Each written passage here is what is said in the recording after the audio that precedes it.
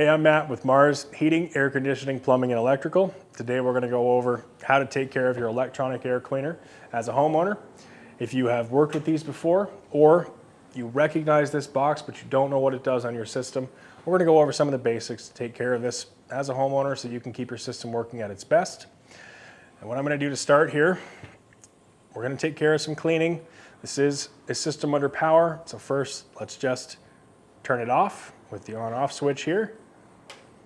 And I like to let these discharge. If your system was running, there could still be some power applied, so give it a good 30 seconds to a minute before you pop the door open. Once we're at that point, I'm going to pull on the handle. Some of these like to stick, so it's okay. Just put a support hand on here, pull it off, and there is a catch on the back end. Once my door is removed, whether you've done this before or not, if it's been a while, it's a good idea. Step back, take a photo of what you see inside. It's good to have a reference so that when you come back later after everything's dried off, you know where the parts go. So from here, you should see something like this. What I'm looking at here are some collection cells and pre-filters. You may have an extra set of filters on yours, but for ours here, we're just running with 2 pre-filters. You'll always find 2 of each part of the filtration system in here. That meaning we'll have 2 pre-filters like this. These filters are a little bit larger grain. They'll catch the big stuff. They're just there to make sure that nothing too large gets into these collection cells, but they will collect quite a bit of dust. And we'll go over how to clean those today. Up next, we have what I call the collection cells. These collection cells, they're a heavy aluminum component, and these are where the magic happens. These are putting positive and negative charge through the cells, and they're collecting dust, carbon, some volatile organic compounds, and this is what's going to be taking all this out of your home. So we need to clean these. We need to take what's on here, get it out of your house. So I'm going to show you how to do that today. And same with the pre-filters. We have 2 of the collection cells. Most of these will come with a handle, make it pretty easy to get them out. And before we wrap up today, I'll show you how to get them back in too. So from here, I have them all removed. My system's still off. And we're gonna go outside and wash these off. I'm gonna wash mine outside, but you do have the option to wash them inside. You may find yourself trying to clean these in the winter. And I run into quite a few folks who will wash them in their bathtubs or showers, and some folks even throw them in the dishwasher. Just try to avoid using any type of heavy-duty detergent when you're washing these cells.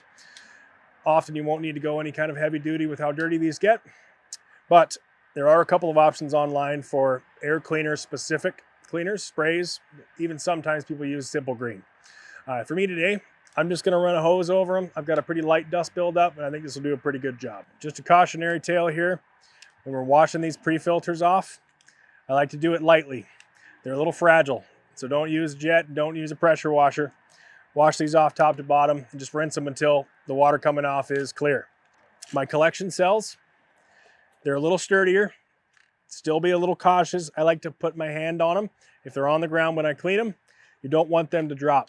I'm here on a gravel surface and you can really ding up the aluminum on these. So just be cautious when you're cleaning them and don't drop them if you can avoid it. And you'll notice there's a difference in our cell sides here, front and back. These have 2 different functions. You gotta wash both sides. Most important step here at the end, I've gotta let these dry before I reinstall them. So for me today, I've got plenty of sunlight. I'm gonna put all of my components out in the sun, maybe over some concrete, and I'm gonna let them sit for a minimum of an hour. What that'll do, dry all these off. What I wanna make sure before I go back inside to reinstall these, that when I pick them up and shake them, no more water comes out. All right, so we're back inside with dry pre-filters and dry collection cells. I made sure to shake them before I came inside and make sure no more water came off the bottom. So from here, I'm gonna start by installing these pre-filters first. If you refer back to the beginning, we talked about how important it was to put these in the right location. And we have little tracks up here at the top. Sometimes they take a shimmy to go in, but I'm going to follow that track and push my pre-filters all the way back. And I'll follow up with the second one. These aren't directional. You can go either way. And once my second pre-filter is installed, it should meet up pretty nicely with the edge of the box here.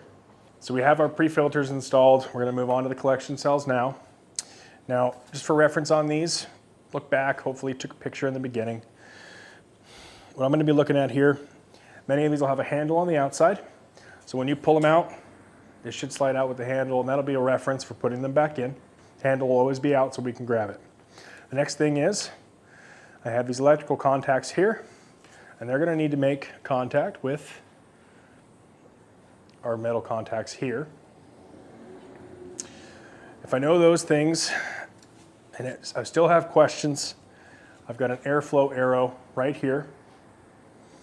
That airflow arrow is typically going to point at your equipment.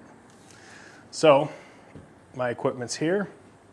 When I go to install this, I'm going to put it back into its tracks. So we'll line this up. It will slide into the back, and it shouldn't go too much farther. You'll feel it when it hits the end.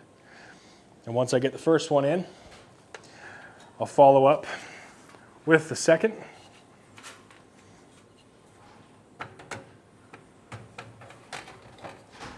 Same setup, and that's pretty firm in there. We're lined up nicely. And with these dry cells installed, we'll put our cover back on. These will all be a little bit different depending on your model type, but I've got a little notch here, and I have a little catch on this door here. So I'm going to line these up, and then I'm going to press this in. And there's a little bit of resistance here, so I'll press that in, and it should be pretty tight. Now that I have this all back on, I'm going to press the power switch back to on. And what you'll notice on our system here, we have a light that's labeled system. And this light will only come on if your system fan is operating.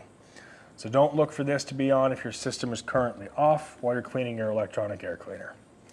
That light will come on when the fan runs.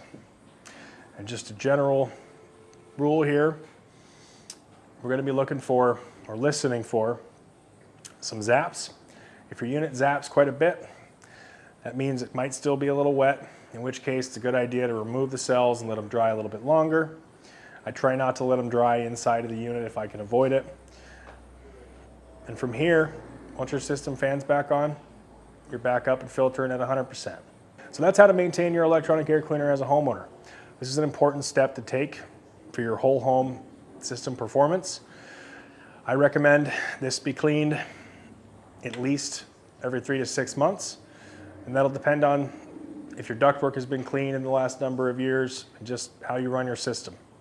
Those pre-filters can be taken out and vacuumed along the way. I like to wash them when I can.